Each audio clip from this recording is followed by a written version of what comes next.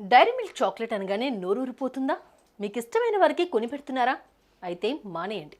ఇకపై వేరే ఏదైనా చాక్లెట్లకు షిఫ్ట్ అవ్వండి. ఎందుకంటే డైరీ మిల్క్ మీకు అంత సేఫ్ కాదు. ఇది నేను చెబుతున్న విషయం కాదు, తెలంగాణ స్టేట్ ఫుడ్ ల్యాబ్ చెప్పింది. సిఎంఆర్ షాపింగ్ మాల్ మన హైట్ నగర్ లో భాగ్యలత కమాన్ పక్కన ఫిబ్రవరి 29న ప్రముఖ సినీ తారలచే గొప్ప ప్రారంభం. మీకు గుర్తుందా? ఫిబ్రవరి 9న హైదరాబాద్కు చెందిన రాబిన్ అనే వ్యక్తి అమీర్పేట్లో మెట్రో స్టేషన్లోని రత్నదీప్ సూపర్ మార్కెట్లో డైరీ మిల్క్ చాక్లెట్ కొన్నాడు. దాన్ని ఇంటికి తీసుకుని వచ్చి ఓపెన్ చేసి చూశాడు. అంతే, చాక్లెట్పై పురుగులు ప్రత్యక్షమయ్యాయి. దీంతో షాక్ అయిన రాబిన్ ఆ చాక్లెట్ను ఫోటో తీసి సోషల్ మీడియాలో పోస్ట్ చేశాడు. చాక్లెట్లో పురుగులు రావడం ఏంటి? అయినా సూపర్ మార్కెట్లో ఎక్స్పైరీ అయిన చాక్లెట్లు ఎందుకు పెడుతున్నారు? ఇది ప్రజల ఆరోగ్యానికి మంచిది కాదు కదా అని పేర్కొన్నాడు.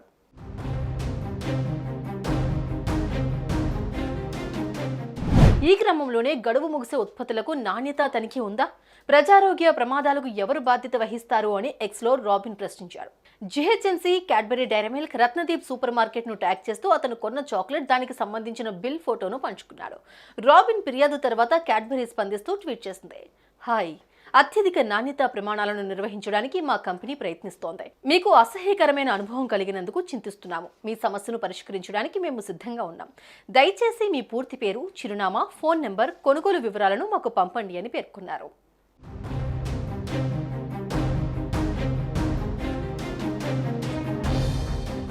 కాగా ఈ విషయాన్ని సీరియస్ గా తీసుకున్న జిహెచ్ఎంసీ ఆ క్యాడ్బరీ చాక్లెట్ ను తెలంగాణ స్టేట్ ఫుడ్ ల్యాబ్ కు పంపించింది.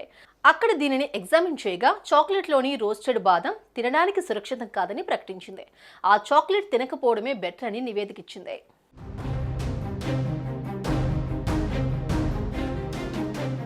ఇక ఈ న్యూస్ తెలిసిన చాక్లెట్ ప్రియులు ఇప్పుడు డైరీ మిల్క్ తినకపోతే ఎలా అంటూ బాధపడుతున్నారు. ఇప్పటికే చాలా వరకు Dairy Milk sales top place లో ఉన్నాయి. కాగా తెలంగాణ స్టేట్ ఫుడ్ ల్యాబ్ ఇచ్చిన నివేదికతో ఏం జరుగుతుందో చూడాలి మరి.